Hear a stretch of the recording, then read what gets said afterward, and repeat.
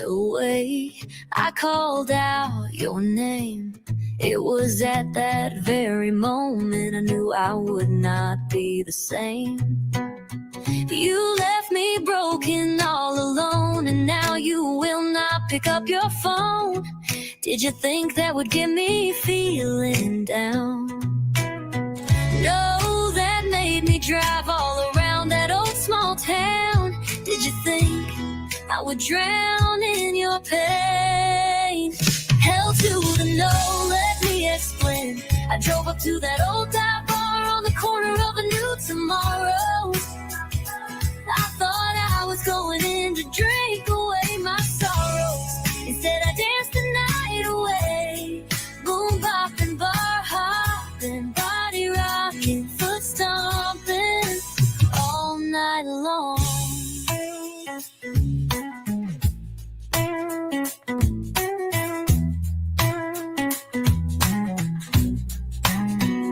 As you drove on by that old glowing neon sign, you see me walking in with someone new.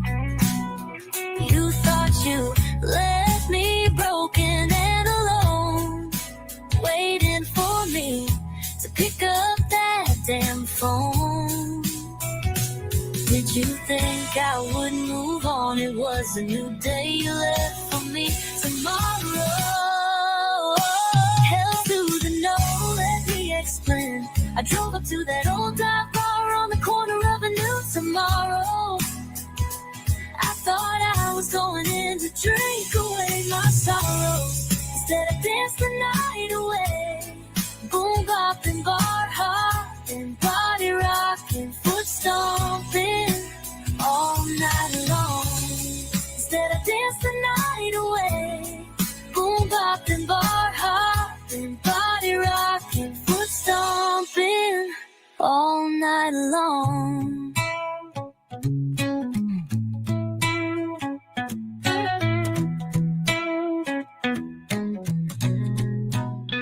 Hell to the no, let me explain. I drove up to that old dive bar on the corner of a new tomorrow. I thought I was going in to drink away my sorrows. Instead I danced the night away. Boom bopping, bar hopping, body rocking, foot stomping all night long. Instead I danced the night away. Boom bopping, bar hopping, body rocking, foot stomping all night long.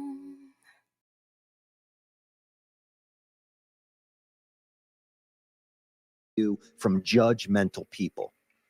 A 14-year-old is a child. That's all we need to know about this case. Tanya reunited with her father and his wife. They seem to get along. But I do not understand how anyone could ever blame Tanya. It does not matter what Tanya did or didn't do. It was never her responsibility to make those choices. All of this is on scumbag Tom Hose, Tanya's kidnapper and abuser. Tom Hose was charged with involuntary deviant sexual intercourse, aggravated indecent assault, endangering the welfare of a child, statutory sexual assault, corruption of a minor, and several additional charges. They did not charge him with kidnapping because, get this, Tanya went with him under her own will, which just blows my mind. So the court itself didn't even recognize her as a minor child, and you could argue, blame Tanya for her abduction.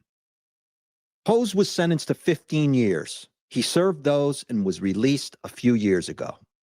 He lives in the same house where he kept Tanya as his hostage and abused her for 9 years. The hairdresser who helped him served nearly 2 years in prison for her role. Keep in mind, she knew all those years where Tanya was and never said a damn thing.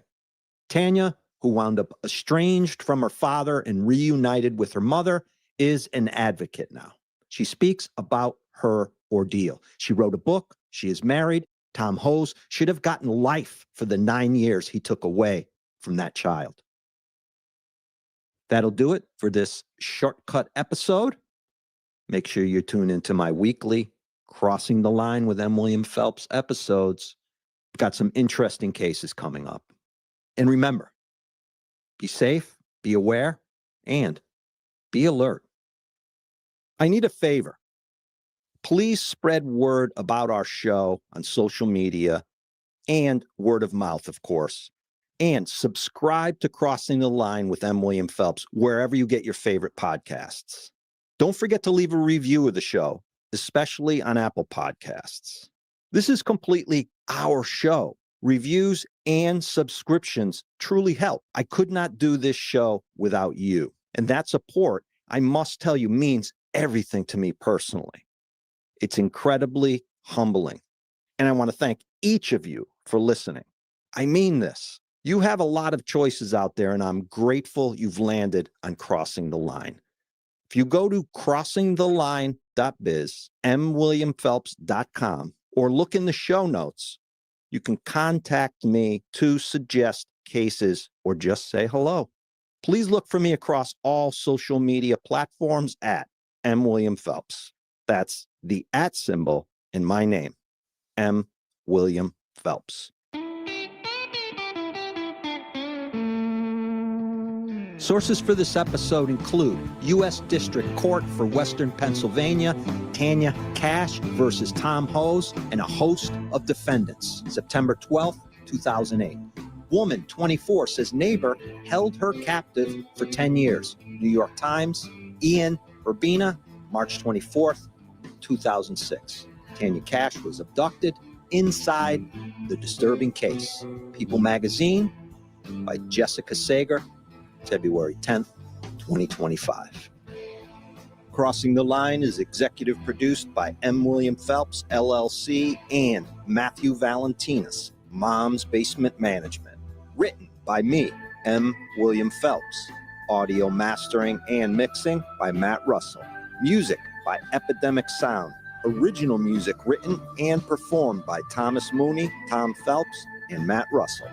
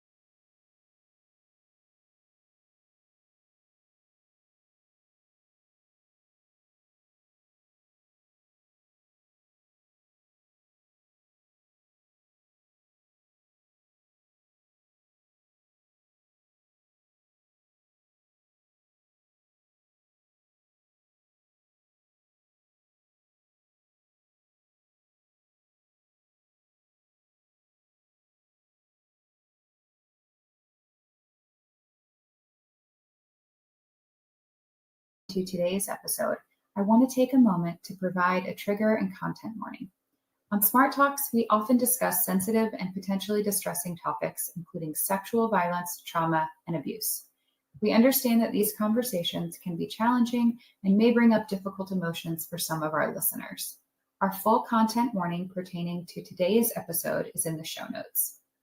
If at any point in time during this episode you feel overwhelmed, we encourage you to take care of yourself, whether that means pausing the episode, seeking support from a trusted person, or accessing resources.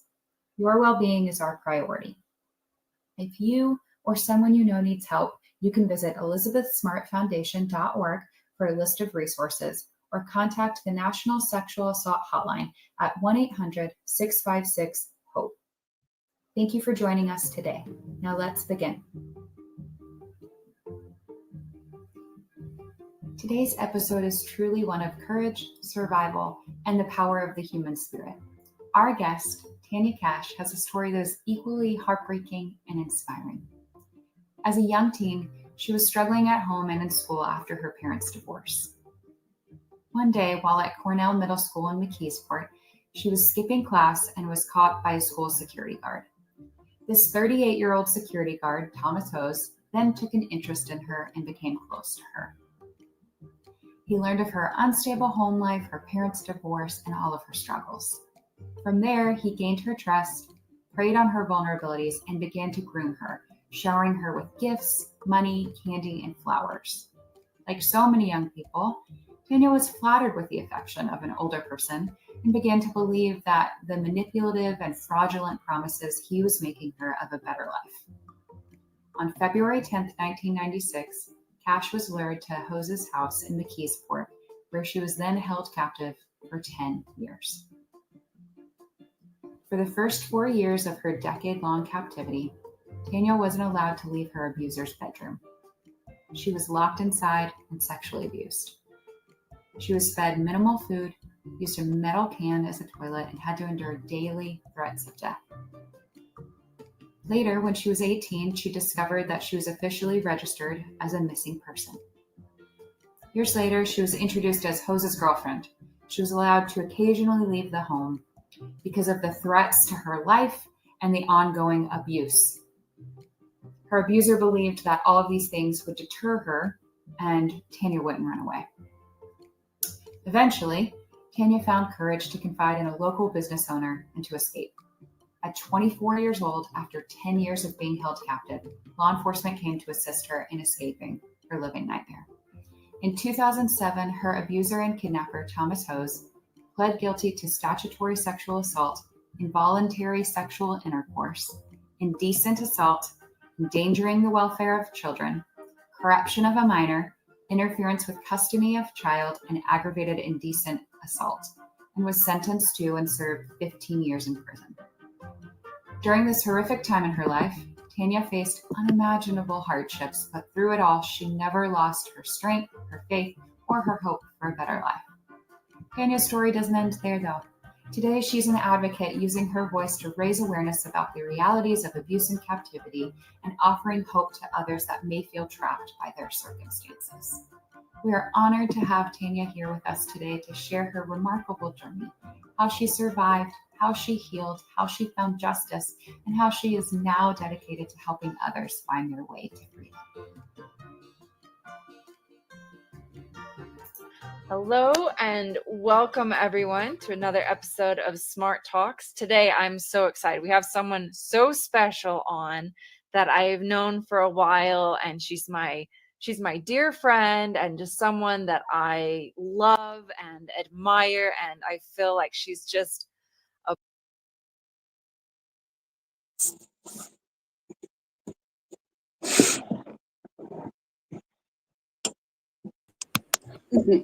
Surprise, guys. I messaged her and she came on early. Tanya, you're amazing. Thank you for Thank you.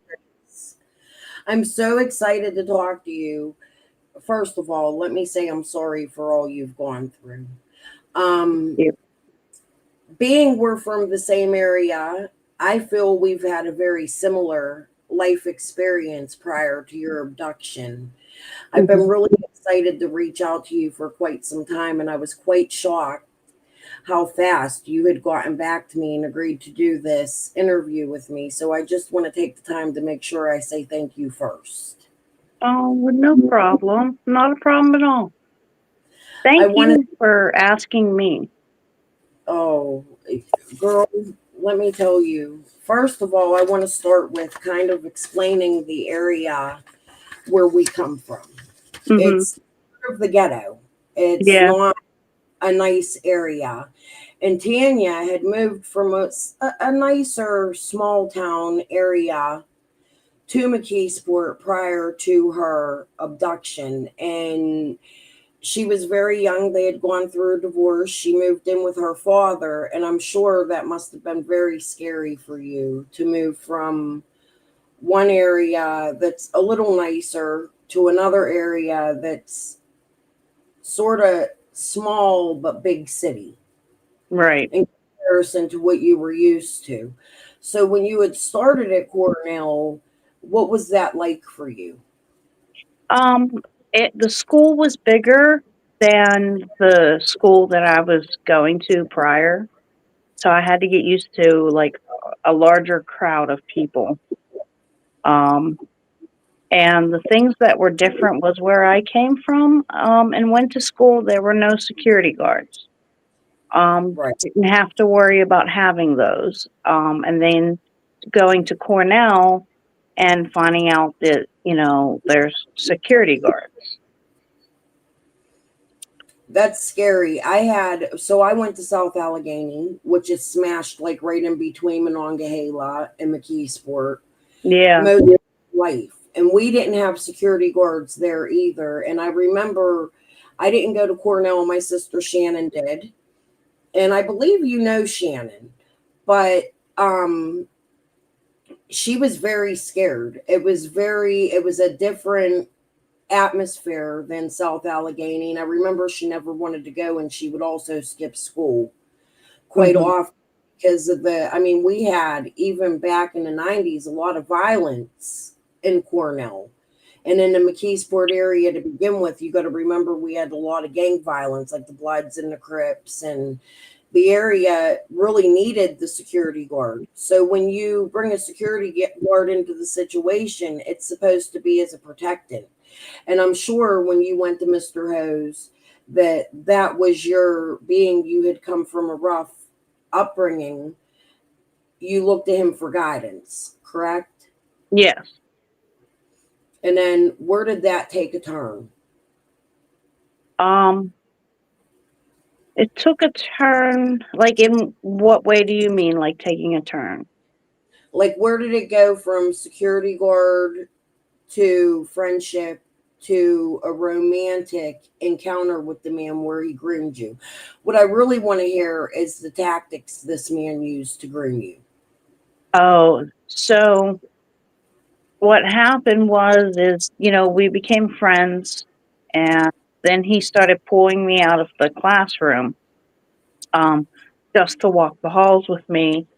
And the one time he caught me skipping class under the gym stairs, and he sent my friend off to the office, but I was there, and that was the first place that we kissed and everything. Um, and he made that our secret spot in the school. And you look to him for guidance. So I'm sure a romantic encounter with an older man at that time was exciting for you. And I'm sure you didn't expect it to take the turn that it would later take, correct? Like, how long did this go on with him before the abduction? He started grooming me, and when everything started, it was late September of 1995. And the date that I ran away to him was February 10th, 1996. Wow. So that was really quick. He talked you and convinced you into. Mm-hmm. Man, I'm so disappointed that he's out of prison. I I am know. too.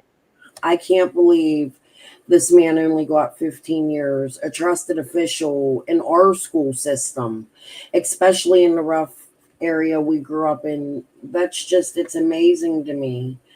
Um, did you look at him as a boyfriend prior to your abduction? Yes, I did. Was he charming? Like, how? Yeah. He was very charming. He bought me that in part of the grooming process. He bought me gifts. You know, would give me chocolates, things like that. But then it moved to jewelry, like a necklace. And then that necklace was, just like in the movie, there was a fight that this girl was bullying me, and she ripped the necklace off. And after that, Tom bought me another one. He would give me money for cigarettes. He gave me money to catch the bus to go and see my mom, who lived an hour away at this point. Well, and by bus, that would take a few hours to get there because, our bus system really sucks. But Yeah. wow, that's shocking to me that he would use his power. And Do you he was someone that I could vent to about my home life and what was going on behind closed doors, that I never told anybody else, at that time. I really had nobody else to talk to. I wish I would have known you, Tanya. I lived right up the street from you, and I would have been your friend. Aw. I'm so sorry that you've gone through this ordeal, and I'm sure even almost 20 years later, it doesn't get Yeah. easier. You're constantly probably bombarded with questions, and that's why, as me, you being an advocate for Mhm. yourself. Like, I cover a little girl down in Tennessee. She's been missing for 4 years. She went missing, very young little girl in 2021, 5 years old. She's been missing 4 years, and her parents have been on here. And much like our parents, they're not the best. You know what I Right. mean? Right. And um, I feel like when we see the hope of somebody who's been found, it can still bring us hope for someone like Summer Wells. Yes. Yes. Do you, as someone who was underage at the time of the abduction, now as an adult, look at what Thomas did to use grooming? Well, we already answered that, and that's yes. Yeah. This summer, I had a list of questions, and we already jumped in. While you were being held captive, did he abuse or threaten you? Yes. It was both. He was abusive during sex. But he did threaten my life almost every day. And always drilled into my head, who saved you? Who's taking care of you? Who puts a roof over your head? Throw all of that in my face. So he started out as this really charming man that would do anything for you and quickly became a monster after you went. How long after you ran away to his home, did he become this man that wanted to lock you in a closet and give you a bucket? And Um, it was a month. oh my God, Tanya, I'm so sorry. Yeah. Yeah. What change? Was you scared? Was it just like you didn't know this man anymore? I'm sure we hear the stories. He convinced you that you couldn't go out. It was 4 years Yeah. before you Correct. were allowed to leave. Yeah, it was 4 years that I didn't leave the house at all. I didn't step foot outside. And how long did he keep you in the closet for? That was on every Christmas Eve. And he did that because he didn't want family to see you? Right. Because, they would exchange gifts and everything. And they would have and they did this on Christmas Eve. This was their tradition. And they would eat, their dinner together at the dining room table. And, and the thing is I was in the closet and the bedroom door is open though, so I can hear everything going on downstairs. And it was absolutely horrible. I'm so sorry. It must have been really hard for you as a child still, because you're still a child. you know? Right. So it must have been really hard for you to sit back and listen to the holiday festivities going on downstairs and to be trapped. Yeah. There ever a time when he started letting you out of the closet and out of the room and things like that, that he would introduce you as his girlfriend and let you join in? Because I mean, you were with him for 10 years. Right. Right. Well, when he first started letting me out, I was 18. You know, I could go to, he would give me the bus money to go to Ames. Um, Oh if Lord, you're what a a local, it's in Olympia Shopping Center. It was there. Um, I had to take the bus there and to get myself clothes because for 4 years all I wore was hand-me-downs from him and his son.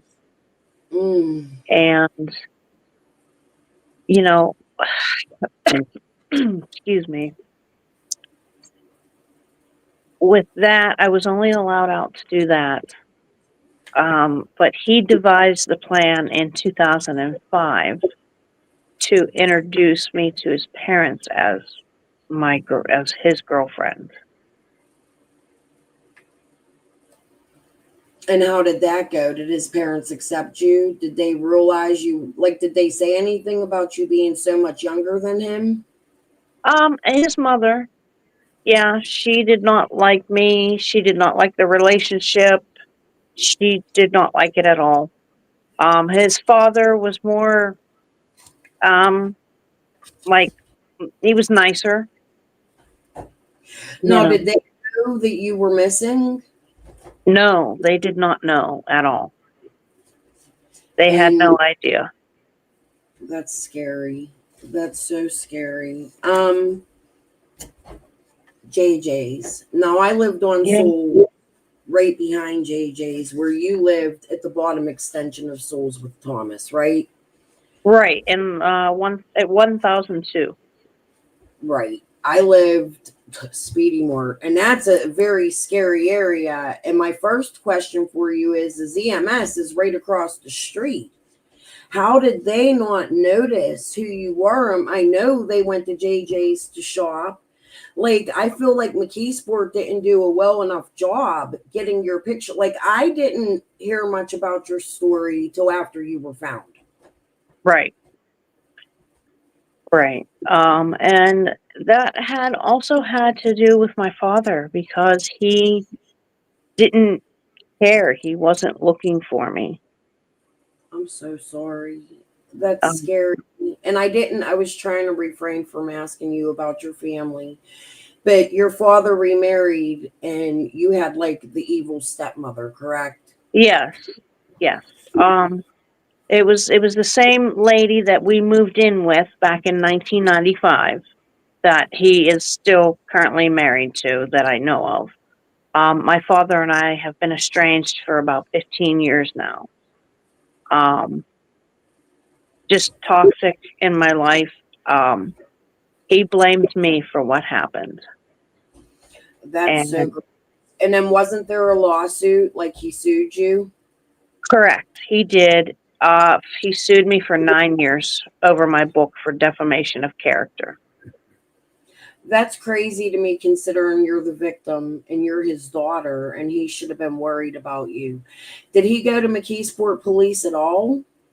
Um, when I went missing, he didn't report me missing until 3 days after I was gone. Oh my goodness. And do you feel, because for me, it feels like much like, and you'll know I'm going to ask you about in a little bit, the Kimberly Krim case. It Right. seems like in that area when there's a missing child, the police don't really do much there to respond, Right. in my opinion. Do you feel that was the case back then? Yes, I do. And do you feel they've improved at all over time? Um, I I believe so. Well, in McKeesport itself, I don't know. I don't live there. But I would hope that things have changed. And what was the treatment like when they found you after JJ's owner called? It was the wife that called, correct? No, it was Joe that called. Oh, Joe called. Yes. Okay. I always thought it was the wife. And No. how, like, well, let's start with before we get too ahead here. How did Thomas eventually let you out of the house to get your job? Like, you just started. So he started to let me out, like I said, after I turned 18, and I could go on that little shopping trip, and, you know, because his parents went to something involved with their church or their senior group or, you know, whatever they had, or, you know, and if I wasn't going to Ames or anything like that, I was allowed to take a walk, but I couldn't walk on the main roads or anything like that. And he had you so groomed that you were scared Oh to tell. my, yes. Oh And yes. there was rumors or something you would wear wigs to hide your identity.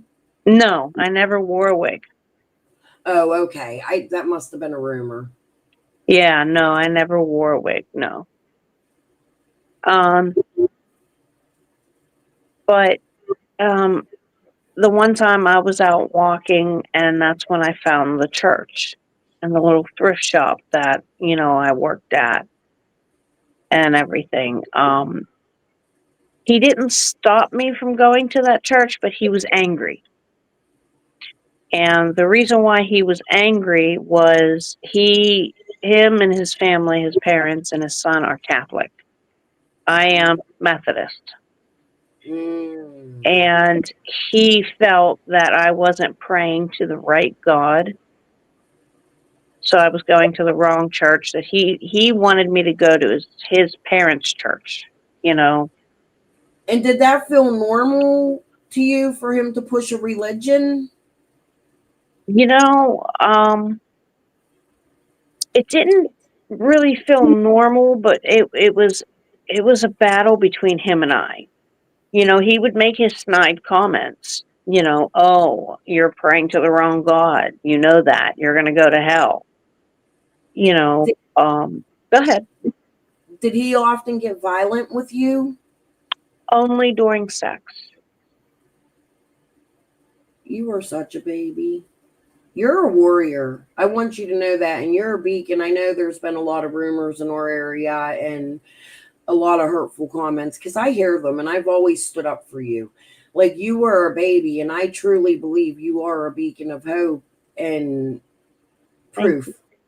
Thank proof you. that you could live because honestly, you're lucky to be alive today. He could have I am. gotten so much worse. And Oh yeah. 14 years old, that has to be terrifying, you know? Yeah. Um, all right. So something I want to bring up to you is I have a friend from Glassport at the moment who's missing. Her name's Lisa Quebec Elder. Oh, I I am so feel sorry.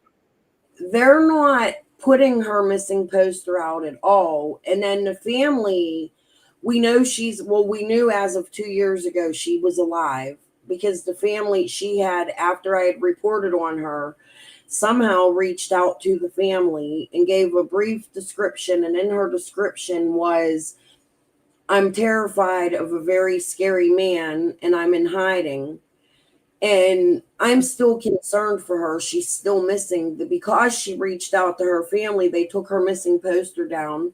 Her husband, Bart Elder, I don't know if you've ever heard of him, drove her from Clairton all the way to California and left her there. And nobody's seen her since except for this one quick interaction that people have had. And it pisses me off that they took her off the missing persons registry. How Right. important do you think it is to have a registry where they keep the people up there and to update? And do you feel that the people that are on this registry should be physically seen and taken to their family before they're taken down, especially when they're giving statements like they're scared of a terrible man? Yeah. Yes. You know, I believe that they should always be in the system, and their poster should always be allowed to be distributed and posted. Um, wow, that story really breaks my heart. It And really does. so many in our area that are missing. Teenage runaways, like I was a runaway, you were a runaway. Right. So, and it seems like those kids are forgotten about, in my opinion, which is why I really wanted to have you on here. I know you're so used to the questions about your abduction, but the area itself, I feel, needs, I'm going to say, a political change. Yeah. And I feel a lot of it is because of the crime, and there are so many victims that people just don't even realize, and they get passed by. Like I said, you were going to JJ's and the EMS is right across the street. For me, your picture should have been distributed a lot more, and you could have been found 4 years prior. Right. Years, right? Right. And I do got to say, I think Namek did an amazing job on your photo. They did. I think there's a little bit of a difference, but it's proof that they do have the most talented artists out there Right. to look for somebody. How did you protect your identity, and was it asked by Thomas for you to do so? My identity, he came up with the name for me, Nikki Allen. Well, Nikki he came up with that. And then he threw a phone book down in front of me and he says, just pick a last name. And I closed my eyes, opened the book, put my finger down, and I landed on Allen. And Diane is my mom's middle name because I was missing my mom. You know, and he was like, well, nobody cares about a middle name, whatever, you know. He completely changed my identity on that part in case anybody asked my name or anything, then, you know, they're not hearing my name Tanya, they're hearing Nikki. So, And like, what if you needed medical care, or how did he handle situations where like you weren't feeling good or sick? I'm sure you've gotten sick in 10 years. yes, he would just tell me to suck it up. You know, I had the flu that I caught from him and his son. I had pink eye that I caught from Tom, and all he gave me was wet paper towels to put on my eyes. Like the whites of my eyes were blood red, and I had this like pus coming out of my eyes. It was that bad. Oh, honey.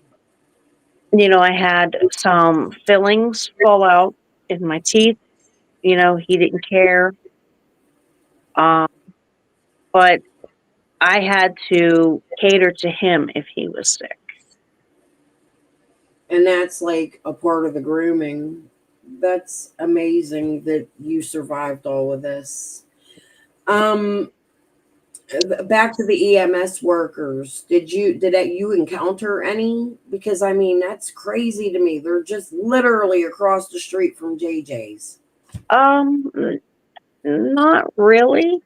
I didn't really see them. The one time I did see a cop in the store, and I recognized him, and because he was a juvenile truant officer, you know, whenever I was 14.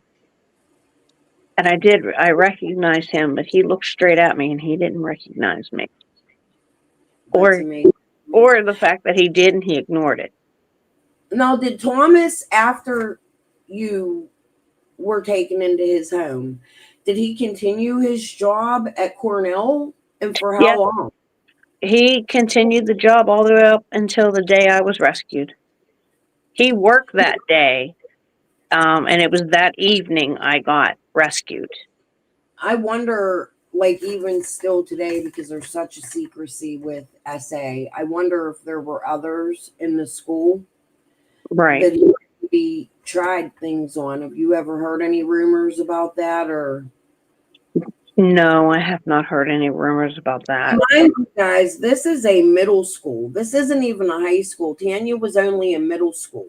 Yeah, I was in 7th grade. I asked you so many of these questions so quick. In 1996, there was no internet. There Right. was no cell phones. There was none of that. What's the difference today? What do you think luring children? Do you think that it's easier to do so with the internet, or do you think it's more secretive and held behind closed doors behind scenes? No, I think it's easier with the internet. You know, there was just a story yesterday on the news. A girl was lured on the internet by a man out of state, and he went and got her, and then luckily they found her and everything. But I mean, I see stories like that all the time about the internet. Yeah, I missed that one. And in this case that I've been covering for 4 years, Summer Wells, there's an internet entity to it. They didn't have very good Wi-Fi service up on the hill where they lived. Mm-hmm. However, it said that the boys, her brothers, were playing a video game at the time of her disappearance. And there's actually a creator that gives me the heebie-jeebies that talks about she would have secret servers set up, and she would invite children to these secret servers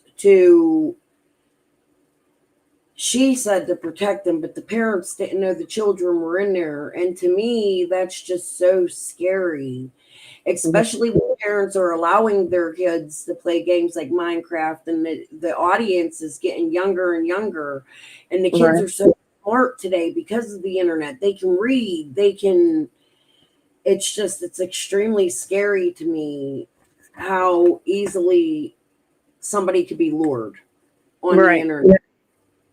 Right. And public site too, like it's amazing. Were there any psychics on your case? Not that I know of. I never heard of any on my case. How do you, this is in question of the case I'm covering. As an abductee, as somebody who's been abducted, how do you feel about psychics solving a case? Oh, I'm open to it. Absolutely. I have nothing against it. Okay, but how do you feel about those that put their not just psychics, but YouTube creators that put their Cash Apps up and their Venmos? Do you look at that as exploiting, or do you look at it as a way to get the child's name out there? Putting your Cash App up, I wouldn't do that either. I don't see. I keep my channel. There's a lot of controversy in the case I cover, and there's a lot of creators that had come out and taken up a reward fund, and it's nothing like your case, where your case was really silent. The case I cover is very big on YouTube, and we had gone through where people were taking up reward funds, and the reward fund ended up in court, and just like another creator had gotten her teeth done. She had taken in 4 different fundraisers at the same time covering this missing baby, and it's just a lot of exploitation. So how could we, for you, I think it's really important to hear from somebody like you, how could we stop the exploitation or ignore that?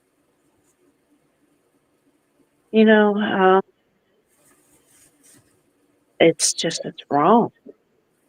It's very wrong. I feel like there needs to be more laws in place. Yeah, I agree. There's not enough, and I feel like places like YouTube and TikTok, they could do more. Like put rules up where if you're covering true crime, you're not allowed to put your bank information up, or take in reward funds, because it really caused a whole mess. And I just wanted to ask you, because I feel like that's important as somebody who's been found. Moving forward, you want to see these kids' posters put out there, but we don't want to overstep, if that makes sense. Right.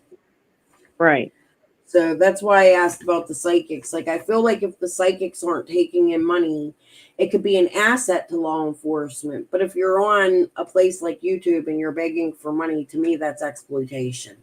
Right.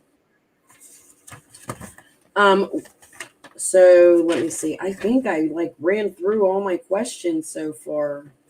One, is there anything you want to add, like any part of your story that you feel is important, and how do you feel about advocating for yourself and others like you today? Oh, and Elizabeth Smart, Yeah. what was that like to get Um, together with another woman that shared a similar experience? it was amazing to meet her. It truly was. You know what happened about how the movie came about. Um, she messaged me on Instagram, and you know, and I didn't always check my Instagram account, for a while, but something made me check it, and there was this message from her, and this nice long message, and she was like, "Would you like to put your story out there on a grander scale?" You know, and literally, my husband and I were driving back from Florida when I saw this message, and I looked at him, and I read the message, and I looked at him, and I said, "This will help so many people." I says, I mean, I said, "Elizabeth Smart is asking me." I felt honored, and we exchanged numbers, and then we spoke on the phone, and I told her, yes, I'd like to do this. And I think it's such an amazing collaboration. I haven't seen the movie yet. I need to see it, but I think it's such an amazing collaboration between the two of you, both being warriors. And girl, don't sell yourself short, because you had a really long time in captivity. I think that you two coming together is such an amazing thing for missing people everywhere, and for the future of, just getting the stories out there. And just your collaboration to me is amazing. I think there couldn't be a more perfect two people to put together. And I'm really shocked that they already don't, like somebody in Namek or something, don't already keep you guys in touch, and there's like not a support group for those of, because there's not many. You got your Gina Jesus and Jessica Berry and Jesse Dugard and Michelle Knight, you, Elizabeth, like you are the more wide known names in a very small community of survivors that have been found. I just don't ever sell yourself short, Tanya. right. And I think it's amazing that you guys can. Have you been in touch with others like JC Dugard and? Unfortunately, no, I haven't. I would love to, but that would be on their terms. I'm always open to meeting and speaking to them, but on their terms. If they ever want to. So do you want to tell us a little bit about your book and your movie? Like, just you take the floor and Yeah, I have tell them. I have a copy of my movie, or my book. I'm sorry. There's the book, the cover. Memoir of a Milk Carton Kid. It came out in October of 2011. It's been that long since it's been published. But I had Lawrence Fisher. He was my co-author with me writing the book. We made a great team, putting it together and everything. And I explained how Elizabeth contacted me about the movie. But it was an interesting process to go through with the movie. Well, you know, them hiring a writer, and then I'm in touch with the writer, and then they get done with the script, and they send me the script, and I have to sit back and read the whole script and like write down what I feel is wrong and that could be changed. You know, So that's really good that they made sure you had full voice. Nothing was changed from your story right? in for you and a little because future, I'm sure there's going to be more movies made. I always said like it's really important to make sure that the story comes from you. Did you feel your voice was really instilled in the movie? I do. Um, there are there is just one thing in there that is wrong, and I wasn't raised in the foster system. And they have that in the movie. They could not mention my father because my father had sued me, and not only me but other people. But he's too happy, and the producers didn't want to deal with that.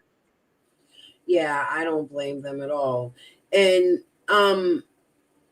your father suing you, how does that make you feel? Like just as a Oh, human? it makes me feel just so horrible, so sick to my stomach that my dad would do something like that. You know, And how did that lawsuit end? Because I never really followed up on it. Did he win? no, he got thrown out for the last time. He did not appeal it, which he kept doing for 9 years. It kept getting thrown out, and he kept appealing and appealing and appealing. And it got thrown out again, and this was a few years ago, and he did not appeal, so he just let it go. Well, let me tell you, Tanya, I'm sure right now I get most of my views really late in the afternoon or at night. Yeah, So I'm normally on here little this early in the morning, but I want to let you know I'm sure my community is going to embrace you and they're going to understand that you deserve love, and thank you. I'm sorry that your father's a really shitty ass person. And I really was going to refrain from asking because I don't know how that lawsuit ended up, or I'm glad it was thrown out. I'm really glad to Yeah, hear that. And just know that, like, on this earth, you are loved, very loved. And thank you. you've been through quite an ordeal. Do you, do you go to therapy? Oh yes, Have, I am still in therapy to this day. I go once a week. and has that helped? Oh, very much so. Very much so. And like I wanted to say this as well is, you know, I've been in therapy since, you know, I was rescued.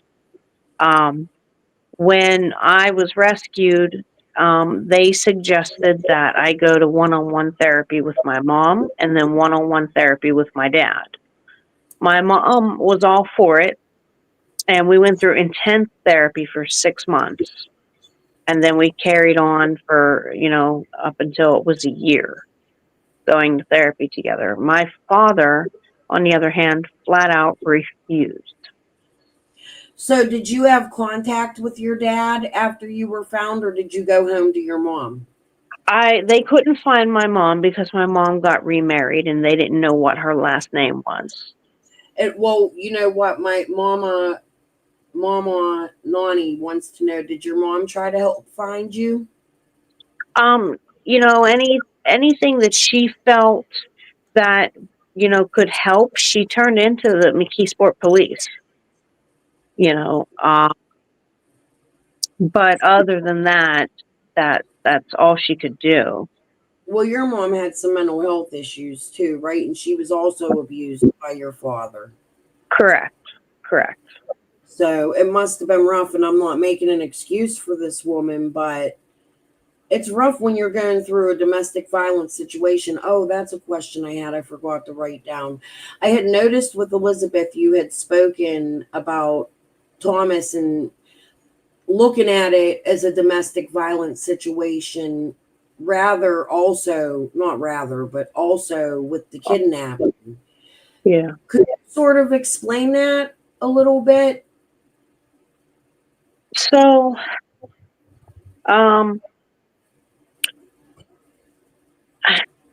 the only, I guess, the only way that I could compare it, it being a domestic violence situation with the kidnapping is, he was violent at times. Like I had said, only during sex. But You know, emotionally, oh my goodness. emotionally, I was told I was stupid every day, that I would never amount to anything, that I'd always have to be taken care of. I'm just a pretty face. I'm stupid. I'm dumb. I went through that daily. You're none of those things. I hope you know that, and I hope therapy's helped you understand that. Yeah. And, it's awful to think that this man was going to take care of you and get you out of your already bad home life situation.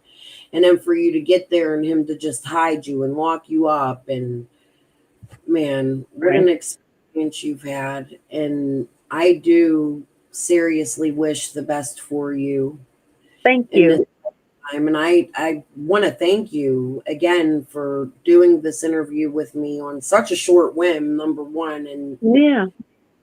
saying yes without knowing much about me. I really am a trauma channel, but I think it's more important to get the important stories out there and to hear stories like yours. I think it's amazing that you were even found. One last time, is there anything you want to offer or say that maybe something you haven't been able to say publicly yet? No, I've pretty much said everything publicly. But I just want to let people know to hold on to hope.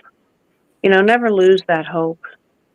Do you think you'll ever get answers in the Krim case? I never got any answers. I had the homicide detectives after I was rescued. The homicide detectives for Allegheny County came and spoke to me 3 separate times. And it was all questions about if Tom could have done it, murdered her. And, they would ask me questions like, did he ever come home covered in blood? Did he ever come home disheveled? You know, and then they said, did he ever come home like he looked like he murdered somebody? And I'm like, well, I have no idea what that looks like. But I answered all of their questions truthfully. And like I said, I can't say yes and I can't say no. I don't know what he did when he left that house. I know I he knew went to work, but there were times where he didn't get home until late in the morning. And he would tell me that he went to a bar with a bunch of the teachers and everything, after work. But like I told the homicide detectives, whenever he left that house, though, I don't know what he did. that's crazy. I never knew they questioned him in Kimmy's case. Wow.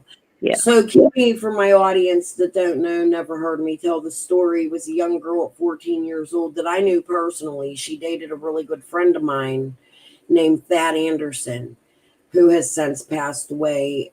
2 more children had had a rough life, but her mom Jeannie's a beautiful woman and she's never given up hope for answers for Kimmy. But they found her in a cemetery behind Crawford Village, which is a project setting. At the time that I lived there, I lived in Crawford in 46G, literally right behind where they found her. And I remember how scary that was. And they still haven't had answers, and Jeannie's still advocating for her daughter. So I do hope and intend to bring her story more to light. I want to start covering local cases to me because there are many that go unsolved and unanswered. And Kimmy was missing for quite some time before they found her. There's a lot of rumors that go around in the area. And I've talked to Jeannie because Jeannie knew my mom. I've asked Jeannie questions and she's disagreed with a lot of the rumors. And Tanya, I'm sure you know what they are. Some of them are the McKeesport police, specifically Officer Green was Right. involved. And, even though Jeannie claims that no, that's not the case, I really feel that enough people have said something about it that it needs to be looked into. Even still today, what is it, 25 years later, and Yeah. there's still answers for this baby. There has to be a reason for that. So I'm really happy. Thank you for giving me your take on it. And that is something to hear that Thomas was questioned in that. And again, that's still something maybe he should be questioned again in. Like, Right. You're absolutely right. I don't see why they shouldn't sit down with him and have another talk. I agree. And him getting out of prison is just heartbreak. I can't believe he's even. Yeah, he was released in February of 2022. The good news is that he's on the Megan's Law. Now, has he been compliant? And did they warn you that he was going to be on Megan's Law or that he was getting out of prison? Yes. Yes, they when you're with the victim advocate office for the state, they contact you.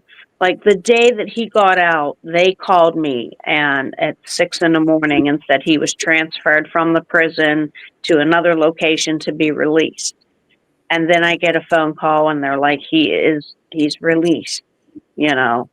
And they hid your location from him, right? Like, I'm sorry? they hid your location from him. No, Like, they don't know him where they you. didn't. No, he's back in the same house he held me captive in. Are you serious? Oh, I'm very, very serious. Yeah. If you look him up on Megan's Law, that address that's the place that he held me captive in that house. And that's an area where there's a lot of children. It's right by a hospital. There should be rules in place where, I Yeah. mean, it is sort of like a dead end road. It's not that bad, but just up the extension of Versailles Avenue being there. And Yeah. there needs to be a home they lock all these damn pedophiles up in. Like, after Agree. you get out of prison, you should have to live under the thumb, or I don't understand how this man only got 15 years. I will never, to me, Tanya, you didn't get justice and he should have gotten life. He is Right. a school official, a security guard, somebody put in place to protect our children. And it's just, it blows my mind. It Yeah. just blows my mind. And I'm sorry that you have to walk the streets knowing that he's out there. And for the love of God, let's pray he never retaliate. I mean, he's a way older man now. He was what, 38 then? We're in our 40s, so he's what, 60, 70 years old? Yeah. Do you think that he's changed? Has he contacted you or? Oh no, no contact. I he probably has not changed. Like as a human being, a horrible human being that he is, I don't believe that can change. Do you feel justice was served? No, I don't. They didn't want to put me through a trial at the time because they didn't want, me dragged through the mud and I wasn't mentally stable at the time. And That shouldn't matter. The evidence is there. You lived with the man. You were 14 and you were in Cornell. You were a middle school student. They shouldn't even need your testimony. Like, I always feel with the court system, that's a way for predators to get away with things. They use the right, child wasn't stable enough or their memory wasn't good. But there is enough evidence there. right, there was. But the judge and the district attorney didn't want me to go through a trial, so they did the plea deal of 5 to 15. That's nothing. That's not. And what judge did you have?